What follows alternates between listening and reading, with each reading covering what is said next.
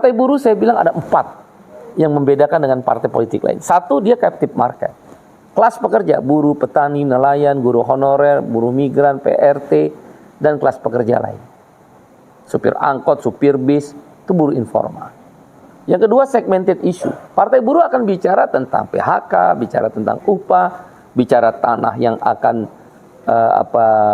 dirampas oleh korporasi yang harus kita perjuangkan, bicara tentang tidak boleh ada impor ketika musim panen raya. Itu namanya segmented issue. Perahu untuk nelayan, guru honorer dan tenaga honorer harus diangkat jadi PNS, nggak akan bangkrut ini negeri. Itu namanya segmented issue. Itu unik kedua. Unik ketiga adalah daily working party. Partai yang bekerja tiap hari. Belum pemilu aja kita udah kerja. Ngebelain PHK, memperjuangkan upah, mengadvokasi tanah petani yang dirampas, kriminalisasi terhadap pejuang-pejuang tani, dan lain sebagainya. Itu namanya daily working party. Nggak ada pemilu, saat pemilu, sesudah pemilu tetap bekerja. Yang keempat adalah beriur. Kekuatan partai buruh dibandingkan partai lain adalah kekuatan iuran dan fundraising. Mereka merasa kalau kami membayar iuran, upah kami naik kok. Kami bayar iuran, kami nggak bisa jadi karyawan outsourcing kok. Bisa diangkat karyawan tetap karena berjuang bersama dan lain sebagainya. Mereka bertanya, oke, kalau begitu ada 4 karakteristik. Apalagi yang membedakan? Oh jelas. Apa tawarannya? Mereka bertanya lagi kepada saya. Sederhana. Sekarang ini ada pasar barang dan pasar uang. Itulah partai-partai politik yang ada sekarang. Bertumpu di kekuatan ekonomi. Jadi sistem ekonomi adalah sistem kapitalistik pasar. Yang bertumpu pada kekuatan modal. Secara liberal. Free market.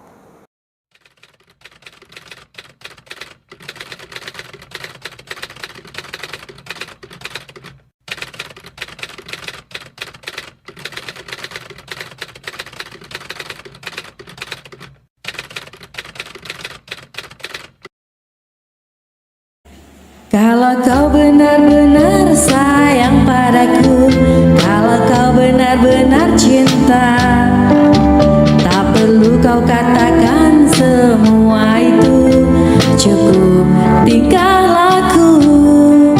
Sekarang apalah artinya cinta kalau hanya di bibir saja? Cinta itu bukanlah main-mainan, tapi pengorbanan. Semua bisa bilang sayang, semua bisa bilang, apalah artinya cinta tanpa kenyataan.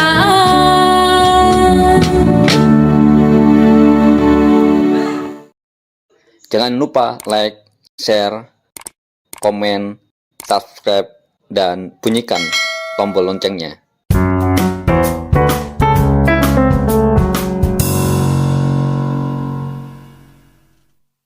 Assalamualaikum warahmatullahi wabarakatuh. Shalom. Om Swastiastu. Nama budaya. Salam kebajikan. Semoga kita selalu dalam keadaan sehat walafiat. Sesuai doa dan salam agama kita masing-masing. Sahabat seperjuangan di seluruh penjuru tanah air. Di seluruh pelosok negeri Indonesia yang kita cintai. Satu ketika saya diajak diskusi, boleh dikatakan lebih tepatnya berdebat. Apa yang ditawarkan oleh partai buruh? Toh partai-partai lain sama terhadap apa yang akan diperjuangkan oleh seluruh partai politik di dalam pemilu dan juga tawaran-tawaran janji-janji kampanye. Partai buruh saya bilang ada 4 yang membedakan dengan partai politik lain. Satu, dia captive market. Kelas pekerja, buruh, petani, nelayan, guru honorer, buruh migran, PRT, dan kelas pekerja lain. Supir angkot, supir bis, itu buruh informal. Yang kedua, segmented issue. Partai buruh akan bicara tentang PHK, bicara tentang upah, bicara tanah yang akan dirampas oleh korporasi yang harus kita perjuangkan, bicara tentang tidak boleh ada impor ketika musim panen raya. Itu namanya segmented issue. Perahu untuk nelayan, guru honorer dan tenaga honorer harus diangkat jadi PNS, nggak akan bangkrut ini negeri. Itu namanya segmented issue. Itu unik kedua. Unik ketiga adalah daily working party. Partai yang bekerja tiap hari. Belum pemilu aja kita udah kerja. Ngebelain PHK, memperjuangkan upah, mengadvokasi tanah petani yang dirampas, kriminalisasi terhadap pejuang-pejuang tani, dan lain sebagainya. Itu namanya daily working party. Nggak ada pemilu, saat pemilu, sesudah pemilu tetap bekerja. Yang keempat adalah beriur. Kekuatan partai buruh dibandingkan partai lain adalah kekuatan iuran dan fundraising. Mereka merasa kalau kami membayar iuran, upah kami naik kok. Kami bayar iuran, kami nggak bisa jadi karyawan outsourcing kok, bisa diangkat karyawan tetap karena berjuang bersama dan lain sebagainya. Mereka bertanya, oke, kalau begitu ada 4 karakteristik. Apalagi yang membedakan? Oh jelas. Apa tawarannya? Mereka bertanya lagi kepada saya. Sederhana. Sekarang ini ada pasar barang dan pasar uang. Itulah partai-partai politik yang ada sekarang. Bertumpu di kekuatan ekonomi. Jadi sistem ekonomi adalah sistem kapitalistik pasar. Yang bertumpu pada kekuatan modal. Secara liberal. Free market. Bahkan dalam pasar tenaga kerjanya. Mereka mengenal flexible labor market. Yang kita kenal dengan outsourcing atau precarious work. Mereka bertumpu pada 2 pasar. Pasar barang dan pasar uang. Mereka selalu bilang, tawaran yang sampai sekarang ini termasuk Indonesia, ketika kita ingin membeli barang, ya di pasar. Mekanisme pasar lah yang menentukan harga barang. Negara hanya sekali-sekali saja mensubsidi. Kemudian pasar uang. Untuk mendapatkan semua investasi, sehingga terjadi pembentukan perusahaan-perusahaan dan pabrik dan ekonomi bisa berjalan dan berputar, maka mekanisme di pasar uang dalam bentuk saham atau modal. Kalaupun yang ketiga ada pasar tenaga kerja lamanya, labor market. Mereka percaya, termasuk Indonesia dengan Omnibus Law Undang-Undang Cipta Kerja, bahwa flexible labor market atau pasar tenaga kerja yang bertumpu pada flexible labor atau kita kenal dengan outsourcing yang bisa dipecat kapan saja, bisa diganti kapan saja, bisa direkrut, easy hiring, easy firing, kata seorang menteri. Itu bukan negeri Pancasila. Nah, karena itu tawaran partai buruh terhadap sistem ekonomi Indonesia, yang pertama 4 unik tadi dari partai buruh. Maka dengan demikian partai buruh berkeyakinan bisa tembus di parliamentary threshold 4% dengan 30 kursi DPR RI, 100 kursi DPRD provinsi, dan 700 kursi DPRD kabupaten kota. Apa pasar yang ditawarkan dalam sistem ekonomi? Pasar sosial. Jadi pasar barang oke, pasar uang oke, pasar tenaga kerja anti pada flexible labor market, anti pada outsourcing. Hapus itu outsourcing. Dia harus menjadi karyawan tetap, atau kalaupun dia dikontrak oleh perusahaan karyawan kontrak yang kita kenal dengan PKWT, dia harus ada periode, harus ada batas waktu. Bila dibutuhkan langsung diangkat menjadi karyawan tetap. Tidak akan merugikan perusahaan, tapi tidak boleh sistem kerja outsourcing. Maka pasar tenaga kerja yang ditawarkan serikat buruh dan partai buruh adalah anti outsourcing atau unflexible labor market. Yang keempat ini yang sangat menentukan dalam sistem ekonomi di Indonesia yang akan ditawarkan oleh partai buruh. Bila Tuhan berkehendak partai buruh berkuasa dan dipilih oleh seluruh rakyat, setidak-tidak oleh kelas pekerja, termasuk milenial dan generasi Z yang ibu bapaknya kelas pekerja, working class, buruh, petani, nelayan, miskin kota, miskin desa, PRT, buruh migran, guru dan tenaga honorer, perempuan yang termarginalkan, buruh informal, disabilitas, pensiunan, dan rakyat jelata. Gen Z dan milenial, kamu bukan tumbuh dengan tiba-tiba. Ayah bapakmu adalah kelas pekerja. Ingatlah masa-masa susah ketika ayah ibumu menyekolahkan. Maka kita menawarkan namanya pasar sosial. Sekarang nggak ada. 9 partai yang berkuasa di parlemen sana tidak menerapkan pasar sosial. Kalau begitu Bung Iqbal, apa itu pasar sosial sebagai pembeda yang ditawarkan oleh pasar buruh? Pasar sosial adalah pasar yang bertumpu pada sistem jaminan sosial dan upah layak. Jadi sumber pendanaan dalam mekanisme pasar sosial adalah jaminan sosial dan upah yang layak. Mengapa upah layak menjadi penting dalam mekanisme pasar sosial? Upah yang layak, dia akan meningkatkan purchasing power atau daya beli daripada masyarakat. Makin banyak buruh, pekerja, pegawai, nelayan, petani, dan kelas pekerja lainnya, guru honorer, tenaga honorer, mereka berupah layak, mempunyai daya beli naik. Daya beli naik, konsumsi naik. Konsumsi naik, pertumbuhan ekonomi naik. Tujuan dari pertumbuhan ekonomi hanya dua. Satu, menekan angka kemiskinan. Dua, menekan angka pengangguran. Kalau orang banyak bekerja, akibat daya beli yang naik, maka kemiskinan berkurang. Kan bekerja punya upah. Pengangguran otomatis berkurang karena orang bisa masuk kerja setelah lulus sekolah, apakah SMA ataupun di sarjana maupun diploma. Itu yang kami tawarkan, upah layak. Itu yang dilakukan oleh Lula da Silva. Sehingga Brazil langsung terangkat.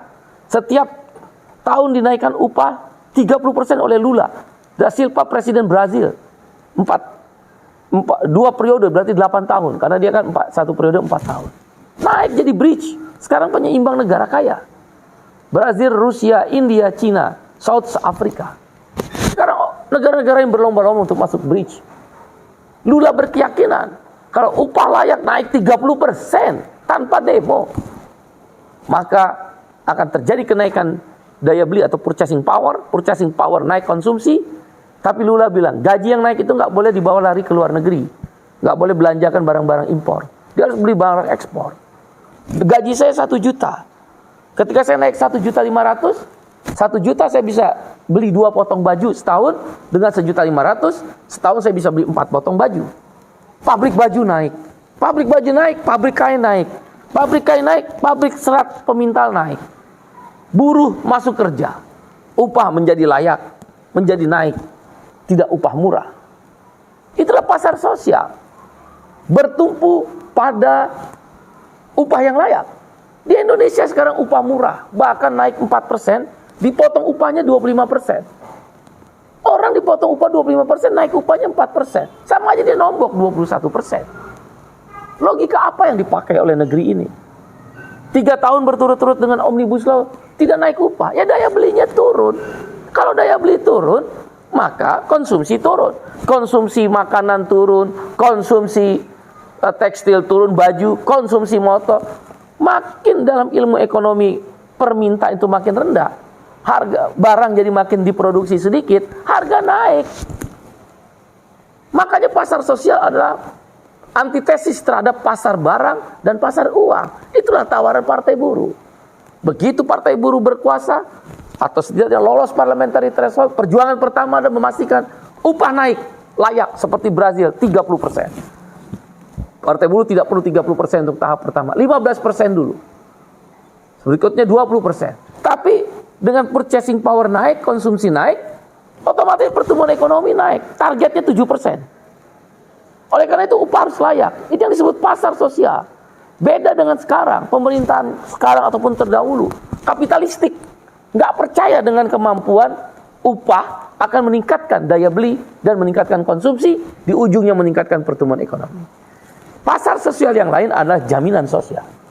Apa bentuk jaminan sosial yang bisa jadi pasar sosial? Jaminan hari tua, jaminan pensiun. Jaminan hari tua dan jaminan pensiun, Anda bayangkan 5,7% itu buruh dan pengusaha bayar namanya jaminan hari tua. Diambilnya paling cepat kalau dia ter-PHK, katakanlah 5 tahun. Itu kan berarti uang numpuk. Kalau saya nggak salah itu puluhan triliun ini uang JHT. Bahkan boleh jadi mendekati ratusan triliun. Jaminan hari tua di jam sostek itu, BPJS Ketenagakerjaan atau BP Jam Sostek. Ratusan triliun uang ngendap. Karena nggak dipakai total kan, kalau orang ter-PHK baru diambil. Nah sekarang muncul namanya jaminan pensiun, yang bisa diambil setelah 30 tahun kita bekerja. Karena usia pensiun 55 atau 56 tahun. Saya sudah menghitung di Bank Partai Buruh, itu kalau iurannya 10% aja atau 9% seperti Jepang, 2% dibayar oleh buruh, 7% dibayar oleh pengusaha, atau 8% kalau dia 10% dibayar oleh pengusaha. Akumulasi dari total uang dana pensiun dalam bentuk jaminan pensiun itu 1.000 triliun.